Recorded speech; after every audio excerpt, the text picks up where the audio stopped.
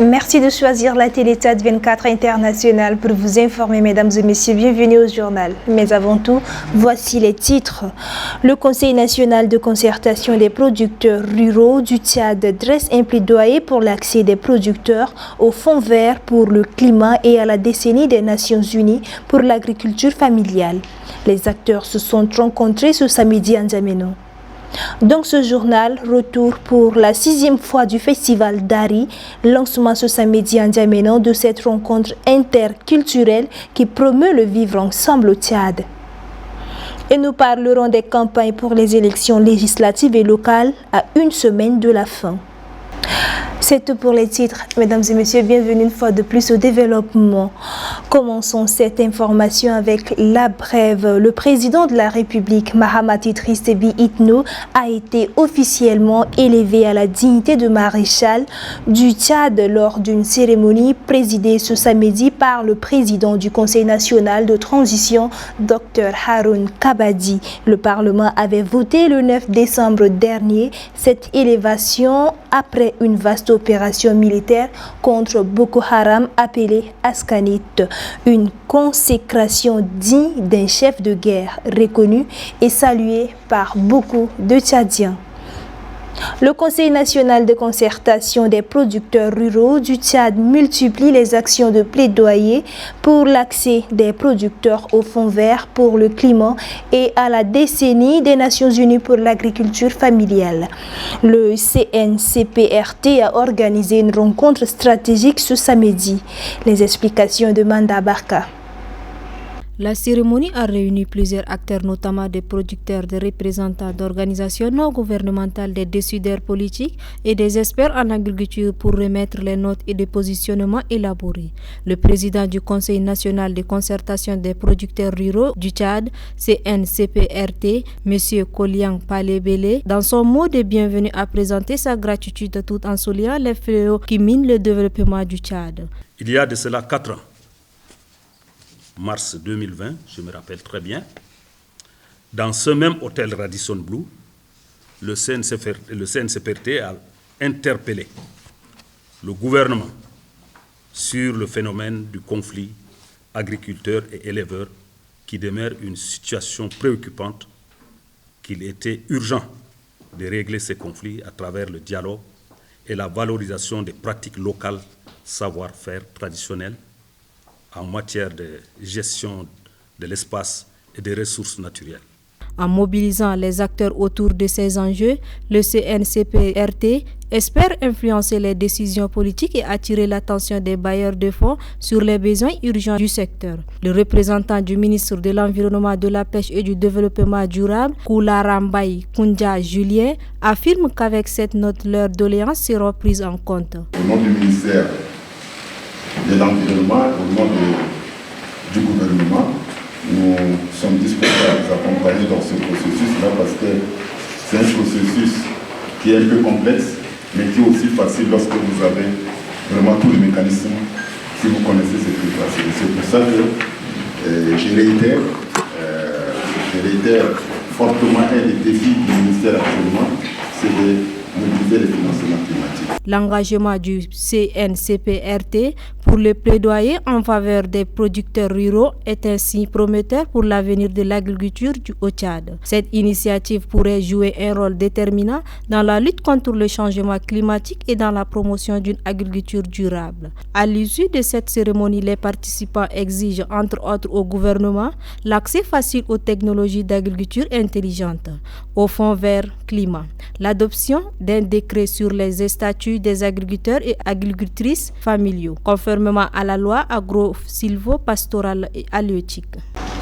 Accès au financement, un obstacle pour les entrepreneurs au Tchad. C'est le thème d'une conférence de presse animée vendredi, baptisée Business Palabre. Le cadre de rencontre et d'échange pour entrepreneurs et aspirants entrepreneurs a fait le tour de la situation. Les précisions de Pafing Dure Omer. Étant la dernière session de débat de l'année en cours, Business Palabre se réclame une conférence thématique que la Maison des entrepreneurs de Moursal organise souvent sur des opportunités ou sur des sujets touchant à la création ou à la gestion des entreprises. Le directeur de la Maison des entrepreneurs de Moursal, Jalal Moumine, après tout protocole observé, a présenté tous les aspects de sa structure, partant de sa naissance en 2023 jusqu'aux activités réalisées. Il a promis de mettre à la disposition des usagers la connexion Internet permanente par Wi-Fi, l'électricité solaire, des salles d'informatique, de réunion, un outil check avec diverses machines mécaniques, électriques et électroniques pour les innovateurs et les producteurs artisanaux. En somme, pour Jalal Moumine, la Maison des entrepreneurs de Moursal, c'est un refuge pour les entrepreneurs et aspirants entrepreneurs qui leur sert de base arrière pour construire en toute quiétude leurs projets entrepreneuriaux. Avec les conférenciers, Adam Medela, président directeur général de Développement Capital Corporation, et Dr Tom Brahim Maïmdala, directeur général de l'entreprise Territoire et Développement, les participants et participantes ont échangé sur l'accès au financement, un obstacle pour les entrepreneurs au Tchad. Adam Medela a touché le poumon du sujet en définissant le financement comme un ensemble de moyens qu'il vous faut pour créer une entreprise. Car pour lui, la mobilisation des ressources financières et matérielles permet à une entreprise de prospérer et de s'adapter aux changements de marché. Dr Tom Brahim Maïmdala a intervenu pour donner les motivations de financement d'une entreprise.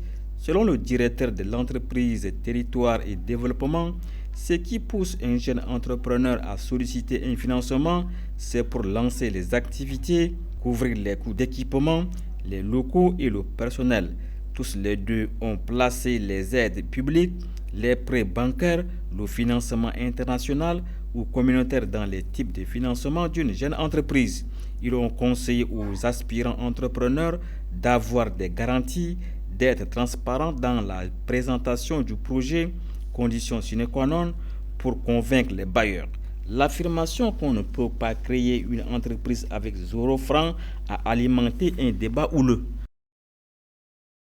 Le programme Libre Afrique Tchad de concert avec Best Communication et Atlas Network lance le prix Aurédie Narcisse pour la dignité humaine. C'est en mémoire du journaliste Aurédie Narcisse. Écoutez Bria Elisabeth, elle est la responsable du programme Libre Afrique Tchad.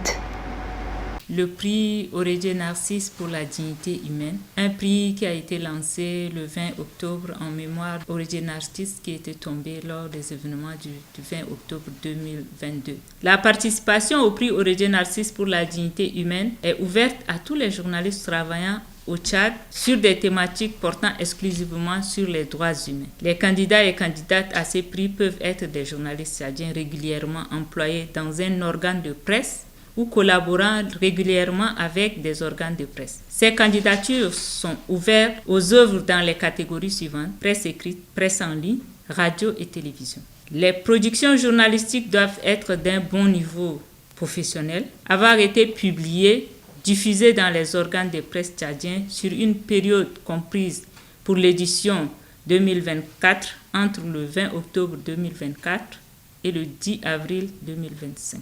Les candidats et candidates doivent déposer pour la presse écrite la copie PDF de l'article publié, pour la presse en ligne le lien vers la page web de publication, pour la radio un fichier audio MP3 ou un lien vers le fichier audio en ligne, pour la télévision un fichier vidéo MP4 ou un lien vers le fichier en ligne. Les productions présentées doivent attester d'un volume permettant d'affirmer le caractère d'investigation du travail fourni. Pour la presse écrite, 6000 signes, caractère, espace compris, le minimum. Pour la presse en ligne, 4000 signes, caractère, espace compris. Pour la radio, 7 minutes minimum. Pour la télévision, 15 minutes minimum. La cérémonie de remise des prix sera organisée chaque année selon les financements le 3 mai à l'occasion de la Journée internationale de la liberté de la presse. avec pour mission de valoriser l'unité nationale, le dialogue interculturel et la promotion du vivre ensemble.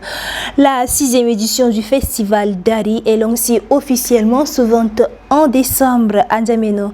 Elle se poursuivra jusqu'au 4 janvier prochain. Les 23 provinces du Tchad sont représentées avec diverses cultures à découvrir. Adam Brahim Khamis.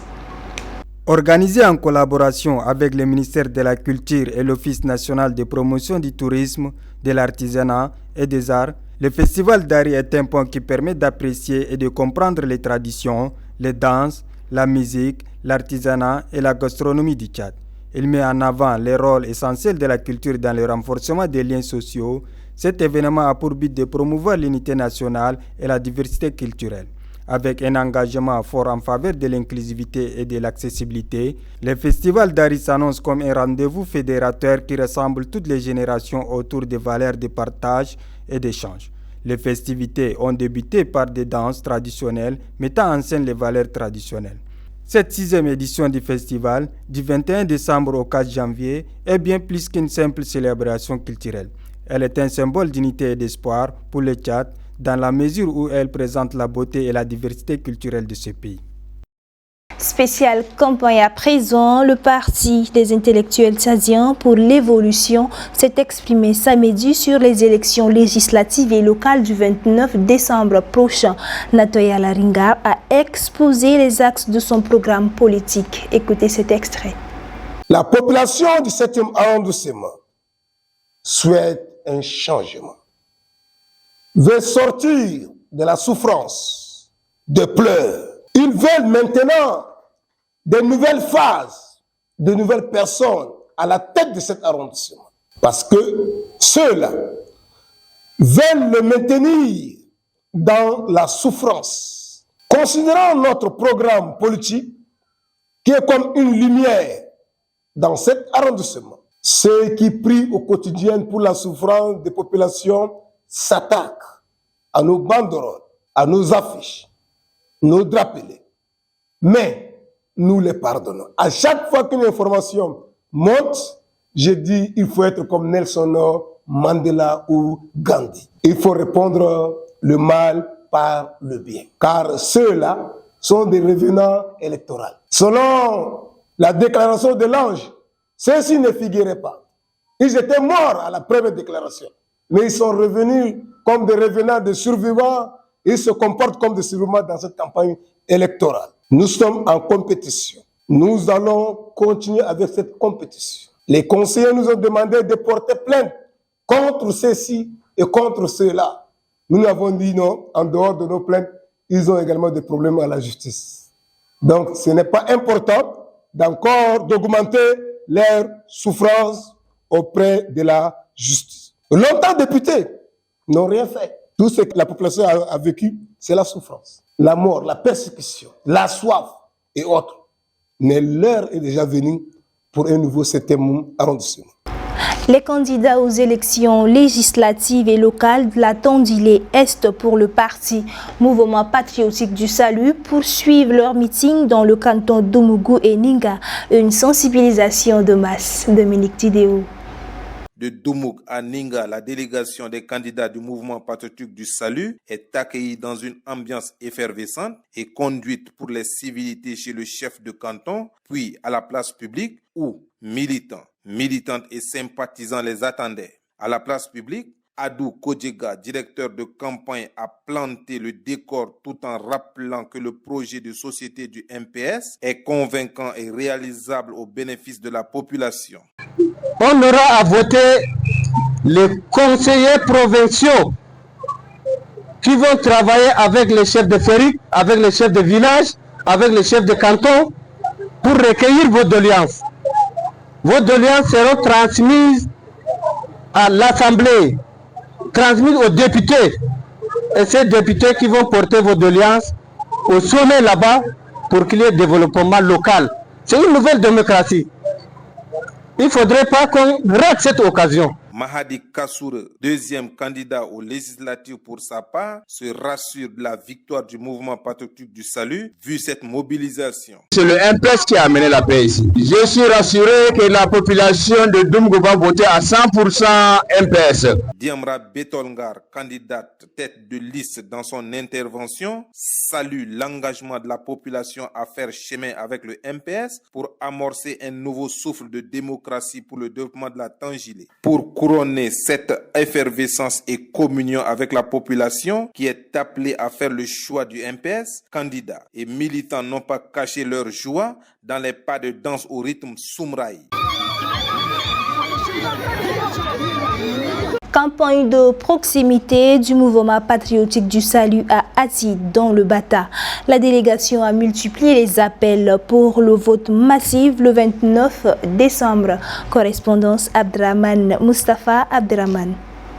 Ce vendredi 20 décembre 2024, le mouvement patriotique du Sali a organisé une campagne de proximité dans les quartiers Sara et Arabes en vue des élections législatives, communales et provinciales prévues le 29 décembre 2024. La délégation conduite par le directeur de campagne Izo Abdelkader était accompagnée du secrétaire général du MPS pour les Bata, Mohamed Zen Al-Issel, ainsi que de tous les candidats du parti. Lors de cette rencontre, Mohamed Zen Al-Issel a salué la forte mobilisation des militants des deux quartiers venus nombreux. Il a présenté les candidats aux différents scrutins et les a exhortés à voter massivement les MPS le 29 décembre. Il a également insisté sur l'importance de se munir de la carte d'électeur pour pouvoir participer au vote, soulignant qu'un manque de préparation serait une perte pour les partis. Izo Abdelkader a de son côté remercié les militants pour leur engagement et les a appelés à rester calmes et sereins jusqu'au jour du scrutin.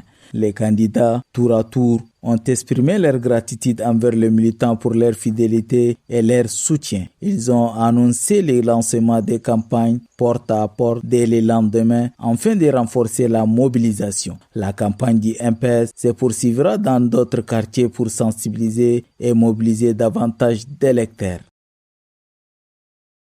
C'est la fin de ce journal, mesdames et messieurs. Merci à vous de l'avoir suivi. Très bon week-end à tous.